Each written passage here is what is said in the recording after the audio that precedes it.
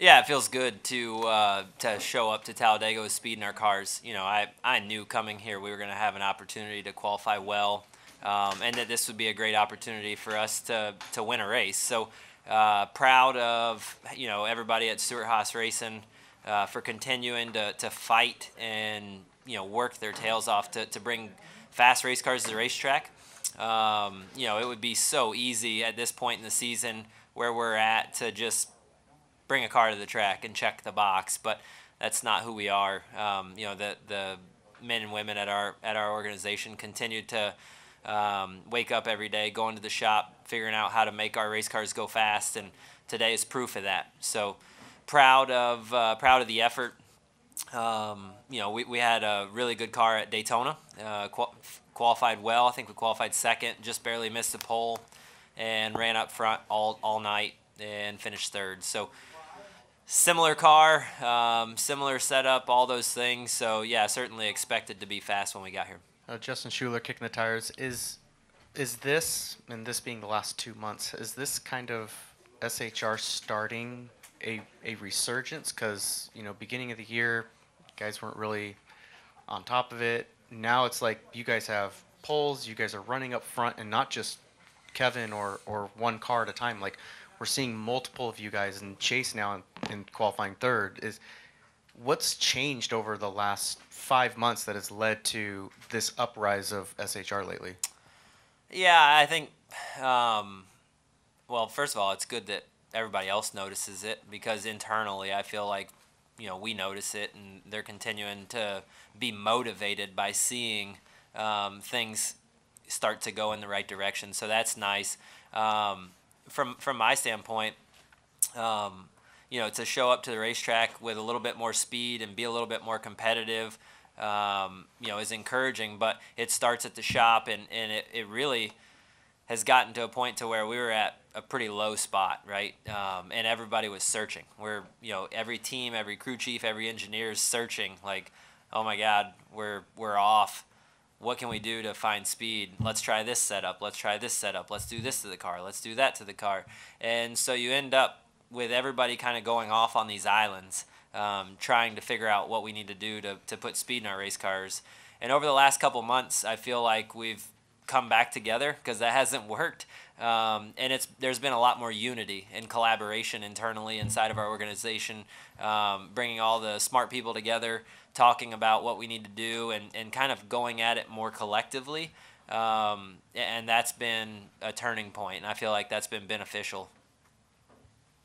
Okay, Steven? Steven Toronto, CBS Sports. Aric, this is the first time you've ever won multiple poles in a single season. I think it also brings your career total up to 6. I know that, to my point, I know a ton of people, not a lot of drivers get their pole totals referenced. I think Ryan Newman's like one of the only ones that I can think of. But as a driver, how satisfying personally, professionally is it to be able to look at that part of the stat sheet and say, hey, I won the pole for the Coke 600. I won the pole at Atlanta. I won at Bristol, Talladega, that sort of thing. I think it's something you care about probably when you get older, I guess, when you look back and you tell your grandkids that you were somebody, and you're like, look at here's my stats, I guess. But for me, in my spot where I'm at in life and my career, I chalk it up as mission accomplished, right? Like, we show up to the racetrack every week, and your goal is to be fastest in practice. Then after that, it's to be fastest in qualifying. And then after that, it's to win the race. And if you don't achieve any of those things, it's mission not accomplished. So, I of course am appreciative and get excited. But I get more excited for the team than I do really for my stat total.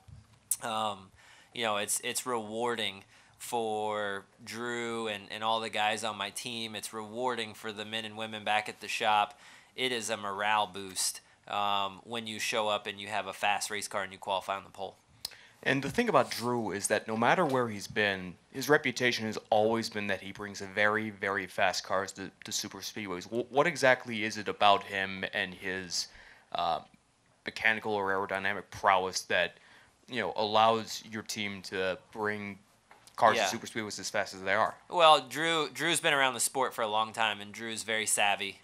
He's smart, and he's intelligent about a lot of things. But when it comes to prepping race cars and getting race cars ready to go to the racetrack, Drew is extremely detail oriented.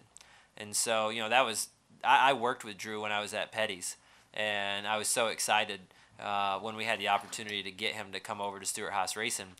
Because of that. I knew that Drew was a guy that would come in and take, fast race cars and make them faster. And unfortunately, over the last couple of years that he's been there as an organization, we've been off. And so it's been challenging for him to show how good he is and how capable he is as a crew chief. But I think extremely highly of Drew Blickensderfer. He's very talented, and this shows it, right? Because you come to a racetrack like this where it's very paired up, and all the little details matter. You look at qualifying, you look how tight it is. It's separated by thousandths of a second, which means that the details matter that much more. And so that just points to Drew and his leadership and how good he is at getting the most out of our race cars. Thanks, Eric. All right, any final questions? Okay, we'll come up front to Bob. Bob Pockers, Fox Sports. You talk about the improvements the last couple of months. Has that impacted any decision you might have for next year? Or if you have a decision, can you tell us? Thank you. Yeah, I don't have a decision, and well, at least not one I can tell you. So I think for me, I'm just enjoying it, right? Claire asked me a minute ago if, looking back on it now, if I feel like I made the right decision when I came back for this year. And I can easily answer that as yes.